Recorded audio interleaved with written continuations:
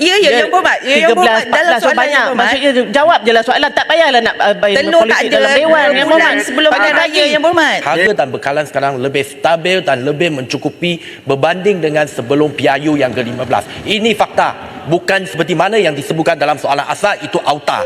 Soalan Saya jemput Datuk Wira Haja Mas Armiyati binti Haji Sulaiman Samsudin. Masjid Haji Samsudin Masjid Tanah. Silakan. Terima kasih Tan Sri. Masjid Tanah, soalan nombor 2. Terima kasih. Silakan.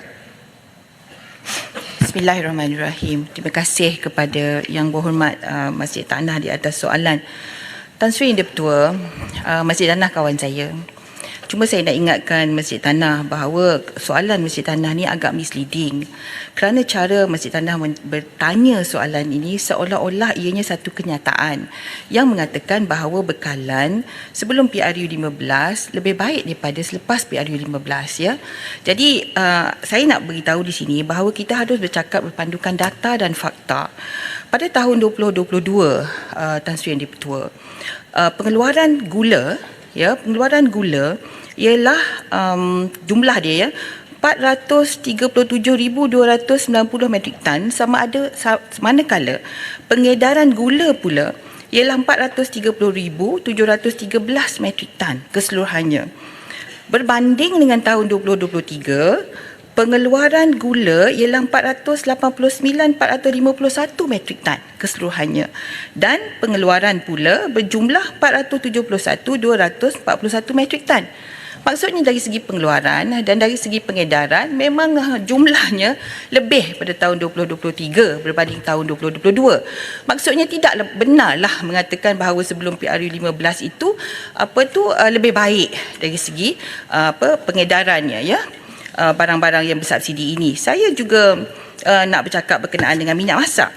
Minyak masak paket yang kita beri subsidi ini, secara puratanya pengeluaran pada tahun 2022 purata ya ialah 55,000 metrik tan bulanan ya, manakala pada tahun 2023 maksimum pengeluaran iaitu 60,000 metrik tan. Tan Sri Yang Di-Pertua. Jadi pengeluaran 2023 lebih banyak daripada pengeluaran pada tahun 2022. Maka tidak benarlah yang mengatakan sebelum PRU itu barang-barang ini lebih terkawal berbanding dengan selepas PRU ya. Data menunjukkan ianya tidak begitu. Manakala bagi beras tempatan pula, saya nak maklumkan Yang Berhormat Masjid Tanah bahawa beras ini di bawah Akta Kawalan Padi dan Beras, di bawah KPKM sepenuhnya. Jadi kita tahu bahawa ianya 60% SSL ya, beras tempatan, akan tetapi saya tak dapat nak memberikan lebih banyak detail kerana ianya memang di bawah kawalan sepenuhnya daripada A sampai Z ya. Kalau orang mengadu tak ada beras tempatan di pasaran pun kita tak ada punca kuasa ya, KPDN tak ada punca kuasa, kita cuma salurkan dan bekerjasama dengan KPKM di dalam melaksanakan, memastikan kita melihat dan meneliti aduan-aduan tersebut. Terima kasih Tan Sri Yang. Baik. Terima kasih. Silakan Masjid Tanah. Terima kasih Yang Berhormat Timbalan Menteri. Saya rasa Yang Berhormat Timbalan Menteri tak menjawab soalan saya sepenuhnya, sebab kita melihat pada hari ini keadaan apa yang berlaku di luar sana, lebih-lebih lagi apabila nak raya ni macam-macam yang telah pun dialami oleh peniaga, dan kita melihat hari ini kenaikan barangan di luar mencanak-canak naik. Jadi saya ingin bertanya, apakah jaminan ataupun apakah perancangan khusus daripada pihak kerajaan untuk mengenal pasti supaya penguatkuasaan yang ada di pihak kementerian supaya dapat menangani isu ini, terutama sekali apabila ada pengumuman untuk ditamatkan tepung yang mana sebelah yang telah pun diumumkan oleh Yang Berhormat Menteri baru-baru ini. Dan boleh tak bagi tahu apakah perancangan khusus daripada pihak kerajaan berhubung dengan subsidi tepung gandum kegunaan yang terpaksa ditamatkan, dan adakah tindakan telah diambil itu mengambil kira unjukan kenaikan harga makanan berasaskan tepung di kala keadaan ekonomi yang tidak menentu. Terima kasih Yang Berhormat. Jawab teruslah. Silakan. Terima kasih Yang Berhormat. Tapi kadang saya kena jawab juga apa yang Berhormat nak cakap. Yang Berhormat lupa ke sebelum PRU 15 telur langsung tak ada dalam pasaran.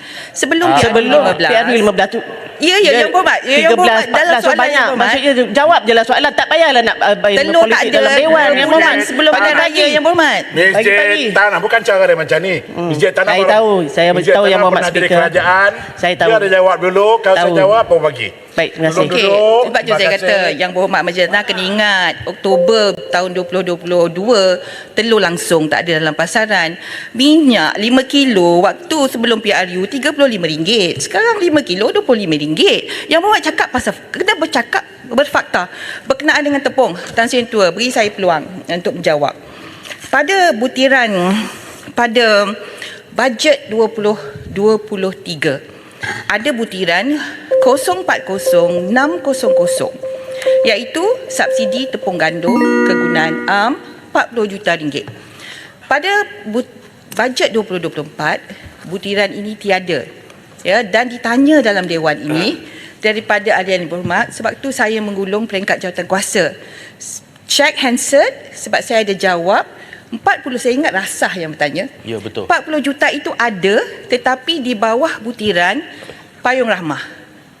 200 juta Payung Rahmah itu termasuk 40 juta untuk tepung. Itu apa orang kata ulasan daripada MOF, ya. Dan saya nak beritahu Tan Sri Tua, tepung kegunaan am ni 40 juta ni bajet tu ada kita asingkan tapi tak pernah dituntut. Dah beberapa tahun tak pernah dituntut Yang Berhormat Tan Sri Tua. Kerana apa? Kerana tak ada kilang yang nak buat tepung kegunaan am ni. Ya, jadi dan rakyat pun tak pernah minta tepung kegunaan am dan tak ada kilang yang nak buat. Yang keluar ke tepung cap kunci, tepung cap ros. Tak ada tepung kegunaan am ini, tak ada kilang yang buat. Tan Sri Tua, itu saya nak maklumkan. Terima kasih. Baik, Rasah. Terima kasih Tan Sri Yang Dipertua. Saya meneliti jawapan daripada Yang Berhormat Timbalan Menteri tadi menunjukkan bahawa kerajaan Madani yang ada pada hari ini jelas telah menambahkan bekalan di pasaran. Memang betul, harga sekarang saya nak sebut secara tegas bahawa harga dan bekalan sekarang lebih stabil dan lebih mencukupi berbanding dengan sebelum PRU yang ke-15. Ini fakta, bukan seperti mana yang disebutkan dalam soalan asal itu auta. Soalan tambahan saya Yang Berhormat Timbalan Menteri, berkenaan dengan bekalan gula tadi, saya nak tanya, bagaimana kerajaan mengawal bekalan gula di pasaran, terutamanya untuk bulan Ramadan ni. Kita tahu 2 minggu lebih lagi kita akan sambut raya, untuk mengelakkan insiden di mana terutamanya di Kelantan dan Terengganu yang menghadapi masalah pengagihan gula sebab ramai balik kampung, seperti mana yang pernah berlaku pada tahun-tahun sebelum ni daripada berulang pada raya kali ini. Terima kasih Tan Sri. Sila Menteri. Terima kasih Rasa. Tan Sri Dipertua, kita akui bahawa kita import 100% pada gula mentah kita, dan setiap kilo gula yang dikeluarkan oleh pengilang-pengilang kita, mereka rugi 88 sen dengan setiap kilo gula yang mereka keluarkan. Namun begitu, pihak kementerian tetap mengeluarkan arahan pengawal bekalan bertarikh 31 hari bulan 5 2023, di mana arahan itu mengatakan bahawa 42,000 metrik tan mesti wajib dikeluarkan oleh kedua-dua pengilang gula kita. Maksudnya 18,000 CSR, 24,000 metrik tan MSM. Itu untuk memastikan bahawa cukup bekalan gula di pasaran. Sebab itu kita tak ada masalah dari segi jumlah gula yang dikeluarkan. Namun kita tahu mereka tetap rugi. Walaupun kita wajibkan begitu, maka sebab itulah baru-baru ini ada insentif yang dikeluarkan oleh pihak kerajaan, ya, untuk memastikan kesinambungan industri gula itu sendiri. Ini juga dijawab baru-baru ini oleh Menteri Kewangan kedua di dalam dewan ini. Terima kasih Tan Sri Tua. Baik.